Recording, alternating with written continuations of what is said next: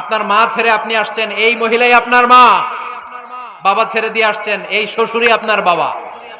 আজকে আপনার শাশুড়ির সাথে আপনি যা যা করবেন, আপনার শেষ বয়সে আপনার নিজের ছেলেটারে যখন বিয়ে দিবেন, আপনার ছেলের বৌমাও আপনার সাথে তা তাই করবে। টিট ফর ট্যাট, ইট্টি মারলে পাটকেলটি খেতে হয়, ঠিক কি না?